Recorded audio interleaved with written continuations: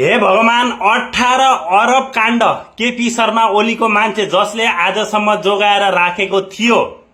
नागरिक उड्डयन प्राधिकरणका महानिर्देशक प्रदीप अधिकारी जो केपी शर्मा ओलीले जोगाएर राखेका थिए उनीमाथि 18 अरब भ्रष्टाचार काण्ड अर्थात 18 अरब उनले भ्रष्टाचार गरेका छन्।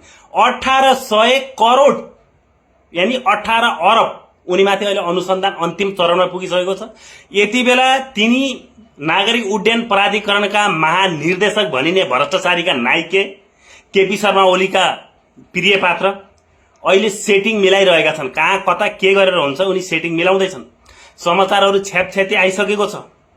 केपी शर्मा ओलीले हिजोका दिनहरूमा जोगाएर राखेका बचाएर राखेका कारबाही गर्न नदिएका अझ भनौं अझै भ्रष्टाचार गर भनेर उनीहरूलाई उल्टो फुलफुल्याएका।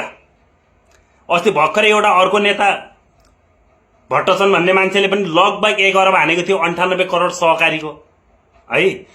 अब आज फेरि नागरिक उड्डयन प्राधिकरणको महानिर्देशक प्रदीप अधिकारी भन्ने एउटा केपी शर्मा ओलीको प्यारो छोराले चाहिँ 18 अरब झ्याम पारिदिएछ।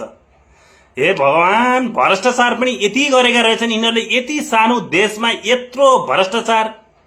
अब एउटा केपी शर्मा ओलीले मात्रै गरे भए पनि हुन्थ्यो त। केपी शर्मा ओलीका पार्टी भित्रका नेताले मात्रै गरे भए पनि हुन्थ्यो त। सांसदले मात्रै मन्त्रीले मात्रै गरे भए पनि हुन्थ्यो त। यहाँ त विद्युत प्राधिकरणमा नागरिक उड्डयन प्राधिकरणमा उता अर्को संस्थामा उता अर्कोमा उता राजदूतमा उता भन्सारमा हे भगवान जताततै चारैतिर यिनीहरूका जति पनि संगठनहरू छन् जताततै भ्रष्टाचारै भ्रष्टाचार। देश भ्रष्टाचारमा चुर्लुमै डुबिसकेको यस्तो अवस्था ल्याएको यो केपी शर्मा ओली।